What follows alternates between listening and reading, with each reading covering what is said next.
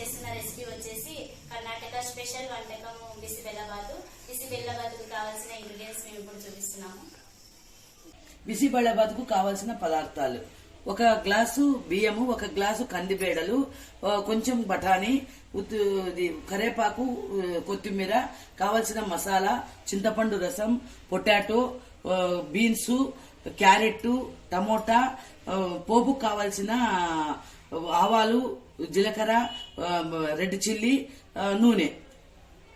తర్వాత కుక్కర్ పెట్టుకుని దాంట్లో మనము నానబెట్టుకున్న కందిబేడలు,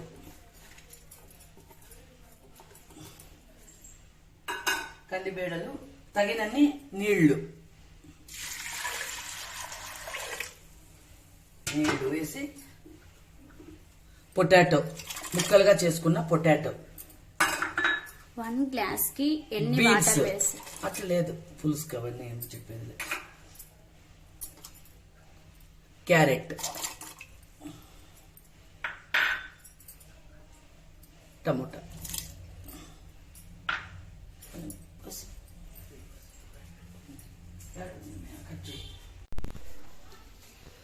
అవి వేసిన తర్వాత కొంచెం పసుపు వేయాలి. పసుపు వేసి కుక్కర్ మూత పెట్టేసి ఒక 5 విజిల్స్ వచ్చే వరకు పెట్టాలి. ఆ 5 విజిల్స్ వచ్చిన తర్వాత కుక్కర్ మూత తీసి ఇలా ఉడికింది చూడండి, చాలా బాగా ఉడికింది. ఇందులోకి ఇప్పుడు చింతపండు రసం,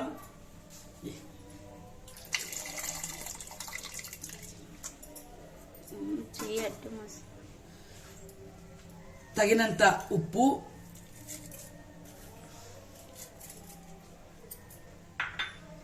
కరేపాకు, కొత్తిమీర, వాటర్ కూడా కొంచెం నీరుగా ఉండాలి, ఉడికించిన బఠానీ,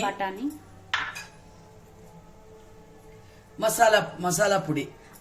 దాంట్లో వచ్చేసి పౌడర్. మసాలా పొడిలోకి ధనియాలు, కొత్తిమీర, ధనియాలు, జీలకర్ర, చెక్క, లవంగాలు అన్ని వేసి చేస్తాం. ఇది మీకు మళ్ళా అవుతుంది. ఈ రెసిపీని వేరే దీంట్లో చూపిస్తాం అంతా తయారు చేసేది. ఆ పౌడర్ తో పాటు మేము కొబ్బరి కూడా కొంచెం వేసాము.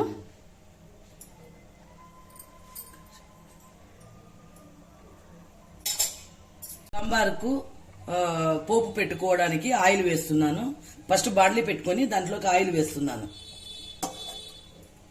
ఆయిల్ కొంచెం వేడి అయిన తర్వాత అందులోకి కావాల్సిన పోపు దినుసులు అంటే ఆవాలు, జీలకర్ర, ఎండుమిర్చి,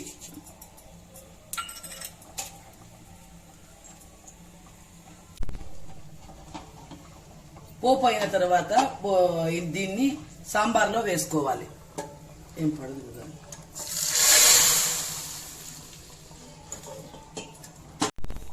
సాంబార్లో పోపు వేసిన తర్వాత నానబెట్టుకున్న ఆ బియ్యాన్ని ఆ సాంబార్లో వేసేయాలి.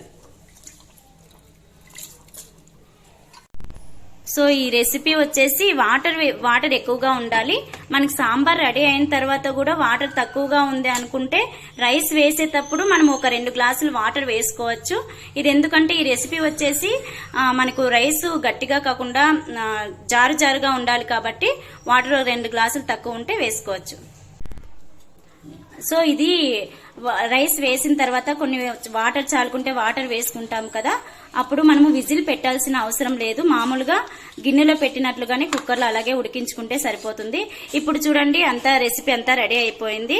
అలా చూపించండి. అన్నం ఉడికిందా లేదా ఎంత మాత్రం చూసుకోవాలంటే, ఒక అన్నం గింజ తీసుకునేసి ఇట్లా చేత్తో అన్నామంటే లోపల ఏ విధంగా కూడా గట్టిదనం లేకుండా నీట్ గా ఉడికిండాలి. అట్లని చాలా మెత్తగా కూడా ఉడకకూడదు. ఉడికిందంటే చాలా ఈ ముద్దలుగా ఏర్పడుతుంది. దించేటప్పుడు కూడా మనం బిసిబెల్లబాత్ ని ఇలాగా ఇప్పుడు నేను చూపిస్తున్నాను కదా, ఈ కన్సిస్టెన్సీలో ఉండాలి, లూజ్ గా ఉండాలి. అప్పుడు మనకు కొంచెం చల్లగా తినేటప్పుడు కరెక్ట్ గా సరిపోతుంది. చాలా గట్టిగా దించినామనుకోండి చాలా పెళకలు వచ్చేస్తుంది, తినేకి మనకి ఇబ్బంది అయిపోతుంది, ఇష్టపడరు అనమాట తినేదానికి. సో బిసిబెల్లబాత్ రెడీ అయిపోయింది. మనము తీసుకొని సర్వ్ చేసుకొని టేస్ట్ చేయడమే. బిసిబెల్లబాత్ రెడీ అయిపోయిందండి. వేడిగా సర్వ్ చేసుకుంటున్నాము టేస్ట్ చేయడానికి. బిసిబెల్లబాత్ టేస్ట్ చేయడానికి రెడీగా ఉందండి, వేడిగా. ఇప్పుడు టేస్ట్ చూసి ఎలా ఉందో చూసాము, మీరు కూడా ట్రై చేస్తారు. చాలా వేడిగా ఉందండి, ఉక్కొని తినాలంటే. వావ్, సూపర్ అండి, చాలా టేస్టీగా ఉంది. మీరు కూడా ట్రై చేయండి. ఇది కర్ణాటకలో చాలా ఫేమస్ అయిన వంటకం బిసిబెల్లబాతు. చాలా హెల్తీ కూడా, ఇది నీరుగా బేడలు కూడా పడినాయి కాబట్టి మన ఆరోగ్యానికి కూడా మంచిది. మీరు కూడా ట్రై చేయండి.